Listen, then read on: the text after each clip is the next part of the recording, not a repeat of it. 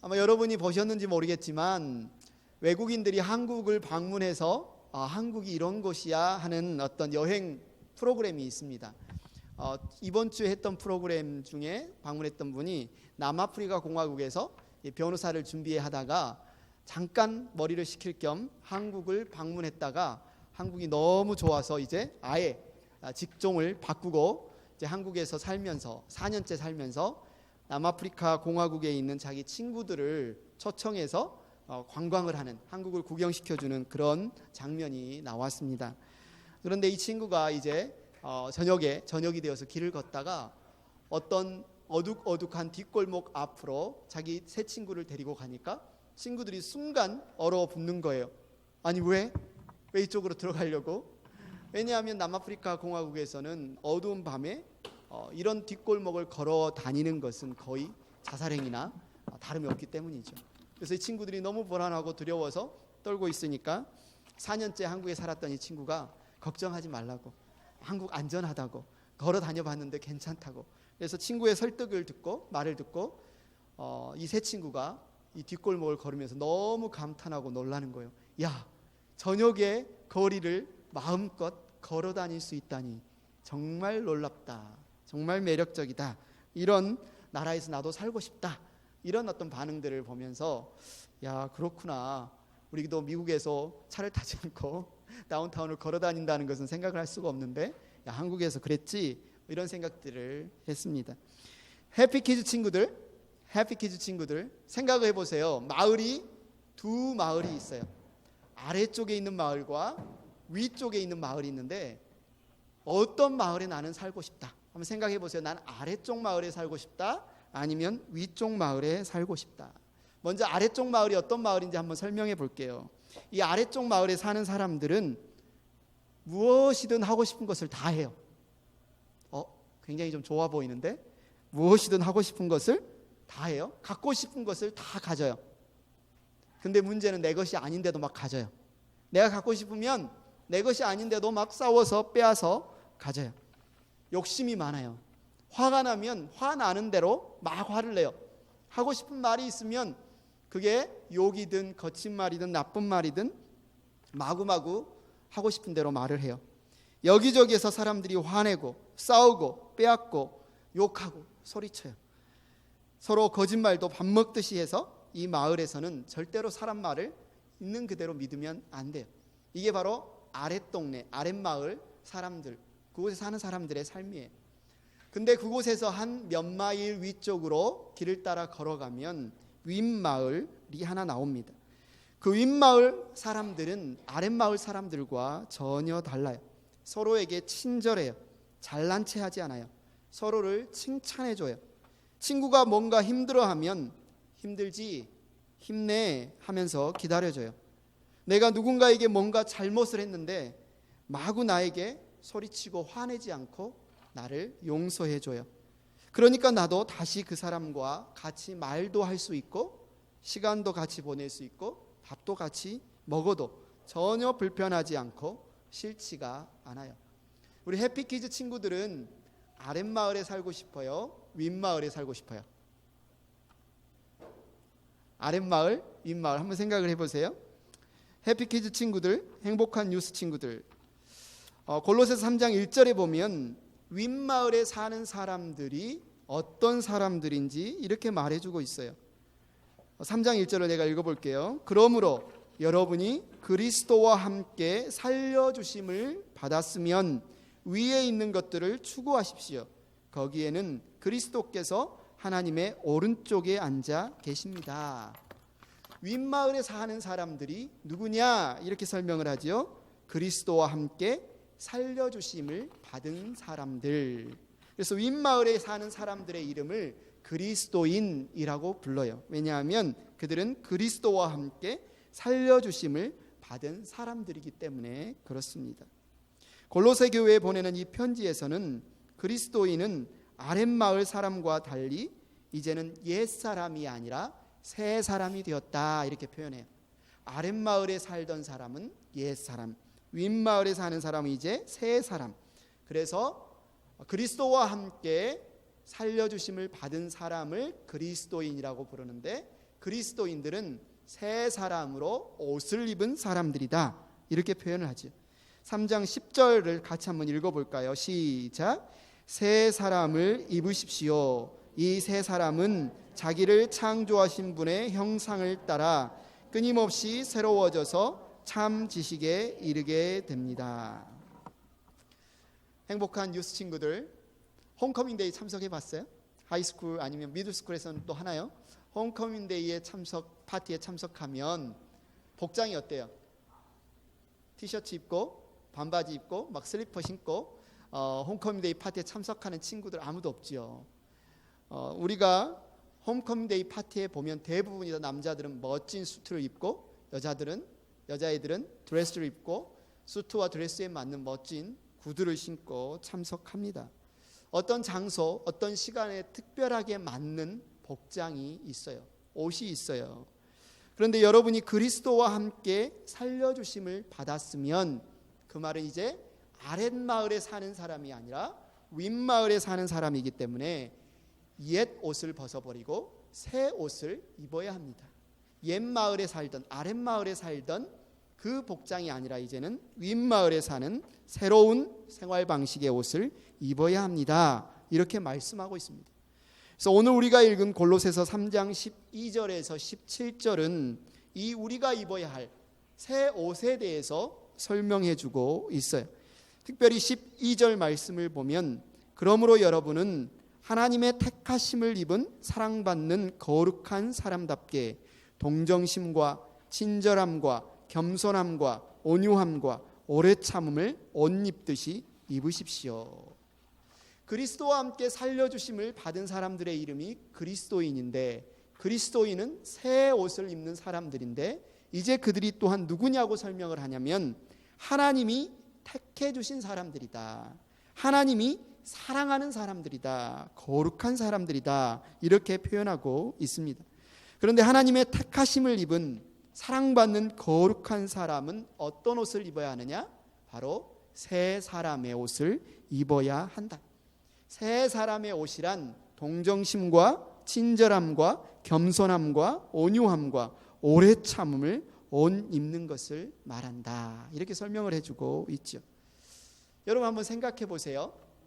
오늘 우리가 전 가족 연합예배로 모여 있어요. 여러분이 어떤 집에 살고 싶은지, 어떤 가정에 살고 싶은지, 우리의 가정이 소리치고 화내고 싸우고 거짓말하고 다투는 그런 집이었으면 좋겠는지, 아니면 우리 집이 친절하고 서로를 동정심을 갖고 온유하고 겸손하고 용납하고 용서해주는 그런 가정이 되었으면 좋겠는지 여러분 한번 생각해 보세요. 누구나 아랫마을과 같은 지옥에 살고 싶은 사람은 아무도 없을 겁니다. 누구나 윗마을과 같은 천국에 살고 싶을 거예요. 그런데 왜 우리의 삶은, 우리의 가정은, 우리의 세상은 윗마을보다는 아랫마을 같을 때가 더 많을까요? 우리는 어떻게 윗마을에 사는 사람처럼 서로를 향하여 동정심과 친절함과 겸손함과 온유함과 오래 참음으로 옷 입을 수 있을까요? 어떻게 그럴 수 있을까요? 그런데 이러한 덕목들은 당시에 그리스도인들만, 교회에서만 가르치는 덕목들이 아니었어요. 당시의 사회가 로마 제국 사회였는데 로마의 선생들 역시 이러한 덕목들을 똑같이 가르쳤습니다. 요즘은 어떻습니까? 학교에서 거짓말하라고 가르칩니까? 다른 친구들 괴롭히며 갖고 싶은 거 다 빼앗아 가지라고 가르치나요? 전혀 그렇지 않아요. 도덕 시간이나 윤리 시간에 보면 똑같이 가르칩니다. 이렇게 별반 차이가 없다면 로마 선생들이 가르쳤던 덕목들, 요즘 윤리 시간에 세상에서 가르치는 똑같은 어떤 윤리 도덕과 교회에서 우리가 가르치는 이 세 사람의 옷 입는 것의 이 모습, 덕목이 똑같다면 우리가 굳이 왜 교회에 모여서 성경을 읽고 예배를 드리고 성경 공부를 해야 할까요? 그냥 수업 시간에 배운 대로 그렇게 살아가면 되잖아요. 열심히 노력해서 그렇게 살아가면 될 텐데 왜 굳이 우리가 교회에 나와야 할까요? 그런데 문제가 있지요. 우리가 아무리 노력해도 아무리 마음 먹어도 스스로의 힘으로 아랫마을에서 빠져나와 윗마을로 갈 수 없다는 것이 우리의 문제입니다. 우리 스스로의 문제를 한번 보십시오. 여러분 주변을 한번 보십시오. 아무리 마음을 굳게 먹어도 안 해야지 하면서도 또 넘어지고 남편과 아내가 서로를 보면서 그래 좋게 말해야지, 그래 사랑해야지, 그래 좀 더 품어줘야지, 방금 전에 이렇게 마음 먹었는데 또 속 긁는 일이 생기면 도대체 저 사람은 왜 저러는데 폭발하고 화가 나는 것이 우리의 모습입니다. 그래서 이러한 덕목들을 아는 것 자체, 이런 덕목들을 가르치는 것 그 자체가 우리 자신을 구원하지 못합니다. 우리를 아랫마을에서 빼내어주지 못합니다. 그러면 어떻게 해야 합니까? 누가 우리를 아랫마을에서 구원해 줄 수 있을까요? 누가 우리에게 어떻게 새 사람의 옷을 입혀줄 수 있을까요? 골로새서 1장 13절에 이렇게 말합니다. 우리 같이 읽겠습니다. 시작. 아버지께서 우리를 암흑의 권세에서 건져내셔서 자기의 사랑하는 아들의 나라로 옮기셨습니다. 이게 키예요. 이게 키예요. 왜 우리가 이 자리에 모여 있는지, 왜 우리가 하나님을 예배하는지, 왜 우리가 하나님의 말씀 성경을 읽는지 여기에 나와 있어요. 하나님 아버지께서 우리를 암흑의 권세 아랫마을에서 자기의 사랑하는 아들의 나라 윗마을로 옮겨주세요. 어떻게 옮겨주십니까? 14절에 말하죠. 우리는 그 아들 안에서 구원하여 속량, 값을 치르고 구원하여 주시는 죄사함을 받았습니다. 21절에 전에 여러분은 악한 일로 하나님을 멀리 떠나 있었고 마음으로 하나님과 원수가 되어 있었습니다. 그러나 지금은 하나님께서 그리스도의 죽으심을 통하여 그분의 육신의 몸으로 여러분과 화해하셔서 여러분을 거룩하고 흠이 없고 책망할 것이 없는 사람으로 자기 앞에 내세우셨습니다. 이게 답이라는 거죠. 그리스도 예수께서 우리 죄를 대신해서 죽으심으로 평화를 우리에게 주셨습니다. 그 평화는 새 사람의 옷을 입혀주시고 하나님 앞에 설 수 있도록 하나님과 우리를 화해시켜 주셨어요. 이제는 우리가 하나님의 원수가 아닙니다. 이제는 우리가 하나님의 가족이에요. 우리의 힘과 노력으로 거룩하고 흠이 없고 책망받을 것이 없는 사람이 되어야 하는 것이 아니라 하나님께서 그분의 아들 예수 그리스도를 통하여서 그분 안에서 이미 우리를 거룩하고 흠이 없고 책망받을 것이 없는 사람으로 세워주셨고 그리고 반드시 그러한 사람으로 바꾸어 주실 것을 약속하셨어요. 그래서 우리가 새 사람의 옷을 입는 데 있어서 중요한 것은 우리 자신을 바라보는 것이 아니라 하나님을 바라보는 것입니다. 우리 자신에게 집중한 것이 아니라 하나님이 우리에게 무슨 일을 행해 주셨는지, 하나님이 우리에게 약속하신 것이 무엇인지 그것을 집중하는 것이 중요합니다.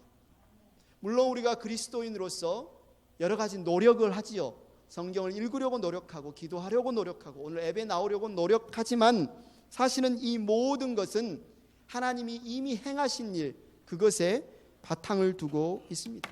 하나님이 행하신 일을 발견하는 것, 하나님이 행하시는 것을 우리가 누리는 것에 불과합니다.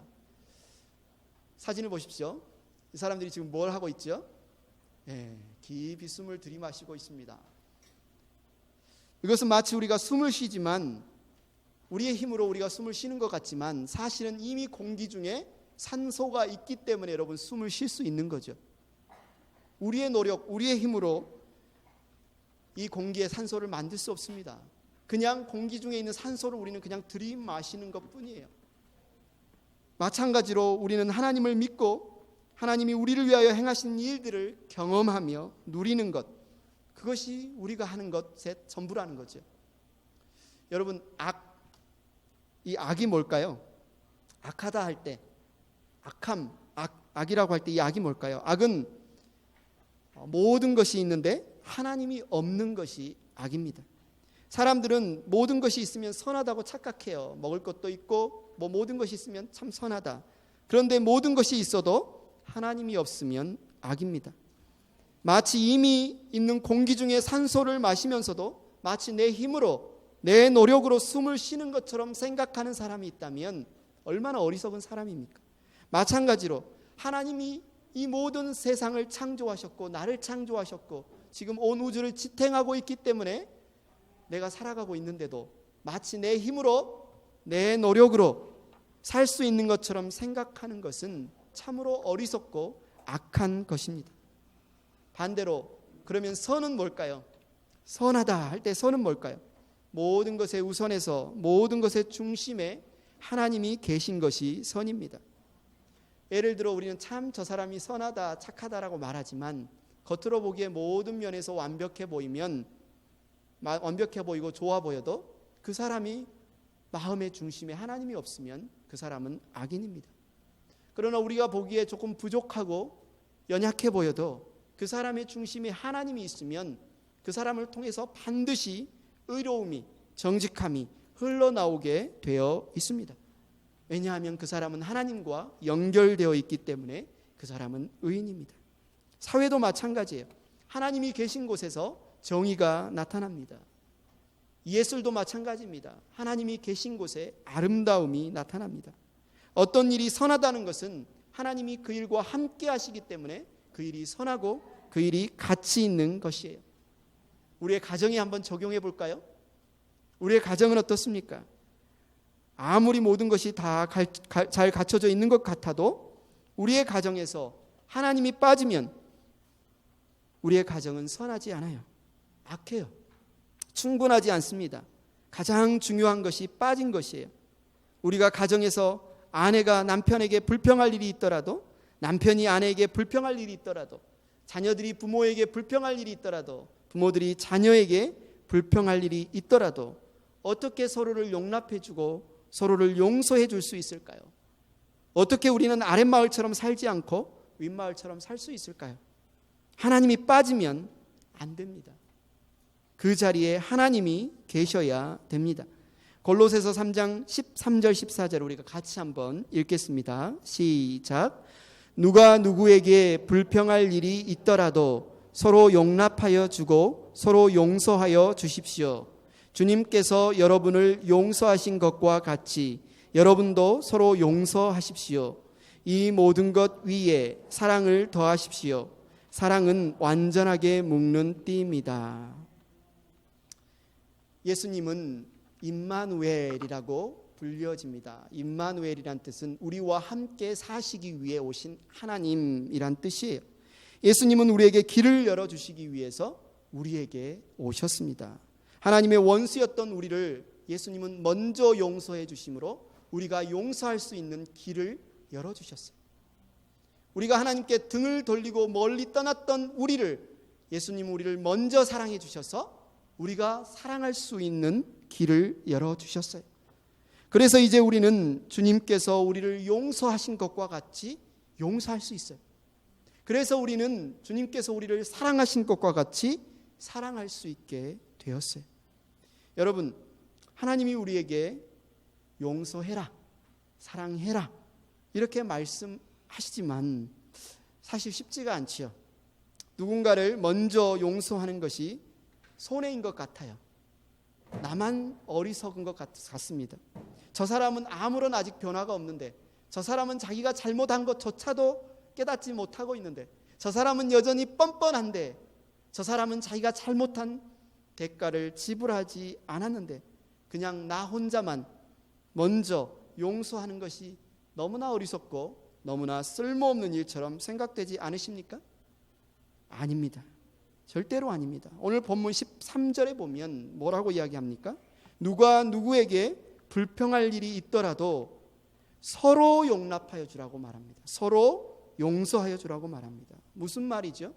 상대방이 아직 용서를 받을 준비가 되어 있지 않을지라도 내가 하나님의 말씀에 순종해서 그 사람에게 먼저 용서하면 놀라운 일이 일어난다는 거예요. 어떤 놀라운 일이 일어나냐면 용서의 상호작용, 그 사람이 마음의 문이 열리는 이런 일들이 일어난다는 겁니다. 그 사람을 용서하기 전에 그 사람은 나에게 어떤 존재였어요? 꼴보기도 싫은 존재, 원수 같은 존재였는데 내가 그 사람을 용서하는 순간에 그 사람과 나 사이에 다리가 열려요. 그 사람과 내가 같이 있을 수 있는, 공유할 수 있는 영역이 생겨납니다. 서로 용납하고 서로 용서할 수 있는 자리가 생겼어요. 하나님이 그 자리를 만들어 주시겠다고 약속하시는 겁니다. 이것이 어떻게 가능합니까? 그리스도 예수께서 우리를 먼저 용서하심으로 용서의 길을 열어주셨기 때문에 우리가 예수님을 따라 길을 걸으며 누군가를 용서할 때 바로 그 일이 일어난다. 그래서 우리가 마음껏 용서의 길, 사랑의 길을 걸어갈 수 있도록 하나님이 우리에게 행하여 주신 일이 무엇이냐? 15절을 같이 읽겠습니다. 시작. 그리스도의 평화가 여러분의 마음을 지배하게 하십시오. 이 평화를 누리도록 여러분은 부르심을 받아 한 몸이 되었습니다. 또 여러분은 감사하는 사람이 되십시오. 아멘. 그래서 우리가 지금 이 자리에 모여 있어요. 그래서 우리가 그냥 도덕 시간에 만족하지 않고 철학책에 만족하지 않고 하나님의 말씀을 듣고 예배하기 위해 이 자리에 모여 있습니다. 여기에 보면 그리스도의 평화를 누리도록 우리를 한 몸이 되게 불러주셨다. 그리스도의 평화를 누리도록 우리를 한 몸이 되게 불러주셨다. 이렇게 말하는데 여기서 한 몸이 무엇을 가리킵니까? 바로 교회를 가리킵니다. 우리가 교회로 모이는 이것을 성경은 한 몸이 되게 하셨다. 그래서 우리는 지금 교회로 모이는 겁니다. 무엇을 하기 위해서 우리가 교회로 모이는 겁니까? 그리스도의 평화를 누리기 위해서. 그러면 우리는 어떻게 그리스도의 평화를 누릴 수 있을까요? 우리의 가정은 어떻게 그리스도의 평화를 누릴 수 있을까요? 그리스도의 평화가 우리의 마음을 지배하게 함으로 그리스도의 평화를 누릴 수 있다. 그리스도의 평화가 우리의 마음을 지배하게 함으로 그리스도의 평화를 누릴 수 있다라고 말합니다. 그러면 우리는 어떻게 그리스도의 평화의 지배를 받을 수 있을까요? 어떻게 그리스도의 평화가 우리의 마음을 지배하게 하실 수 있을까요? 이어서서 16절에 그 답을 주고 있습니다. 같이 읽겠습니다. 시작. 그리스도의 말씀이 여러분 가운데 풍성히 살아있게 하십시오. 온갖 지혜로 서로 가르치고 권고하십시오. 감사한 마음으로 시와 찬미와 신령한 노래로 여러분의 하나님께 마음을 다하여 찬양하십시오. 잘 보십시오. 지금 뭐 하는 장면을 설명하고 있습니까? 어떤 장면이 생각이 됩니까? 말씀이 있어요. 가르침이 있어요. 감사하는 마음으로 찬양이 있어요. 무슨 장면이죠? 예배 장면이죠. 예배를 드리는 모습을 설명하고 있습니다. 우리는 예배를 통해서 그리스도의 평화가 우리의 마음을 다스리게 할 수 있어요. 그리스도의 특징은 바로 하나님을 예배하는 사람들입니다. 우리에게서 하나님을 예배하는 것을 빼버리면 우리는 그리스도인이라고 할 수 없습니다. 그래서 하나님께 드리는 이 예배가 없다면 교회나 학교의 도덕 시간이나 별반 차이가 없어요. 그러나 우리 교회가 학교의 도덕 시간과 다른 것은 하나님께 드리는 이 예배 때문입니다. 그리스도의 평화가 우리의 마음을 지배할 수 있게 하는 것은 우리가 드리는 이 예배를 통해서 그렇습니다. 해피키즈, 행복한 뉴스, 행복한 교회 가족 여러분, 우리가 아랫마을이 아니라 윗마을에 살기를 원하십니까? 하나님의 새 사람의 삶을 살기를 원하십니까? 그렇다면 그리스도의 평화가 여러분의 마음을 지배하게 하십시오. 어떻게 해요? 하나님을 예배함으로써. 누가 하나님을 예배할 수 있습니까? 아직 예수 그리스도를 나의 구주, 나의 하나님으로 믿고 맞아들이지 않은 분이 있다면 먼저 예수님을 나의 구주, 나의 하나님으로 맞아들이시기 바랍니다. 여러분은 예수 그리스도 안에서 하나님을 예배할 수 있습니다. 예수 그리스도께서 그분의 평화를 누리도록 십자가에서 바로 여러분을 위하여 행하신 그 일을 이해하고 깨닫고 묵상하고 감사하십시오. 여러분의 가정이 정말 행복한 가정이 되기를 원하십니까? 여러분의 자녀들이 정말 복된 자녀들이 되기를 원하십니까? 그렇다면 그리스도의 평화가 여러분의 가정을 지배하게 하십시오. 여러분의 삶에서, 여러분의 가정에서 예배를 회복하십시오. 17절 말씀을 한 목소리로 읽겠습니다. 시작. 그리고 말이든 행동이든 무엇을 하든지 모든 것을 주 예수의 이름으로 하고 그분에게서 힘을 얻어서 하나님 아버지께 감사를 드리십시오. 그리스도의 평화가 저와 여러분의 마음을 지배하여 서로 용서하고 서로 사랑하고 그리스도의 말씀이 풍성히 살아있고 온갖 지혜로 서로를 가르치고 권고하고 감사한 마음으로 시와 찬미와 신령한 노래로 우리의 하나님 아버지께 마음을 다하여 찬양하고 말이든 행동이든 무엇을 하든지 모든 것을 주 예수의 이름으로 하고 그분에게서 힘을 얻어서 하나님 아버지께 감사하는 저와 여러분들이 되기를 축원합니다.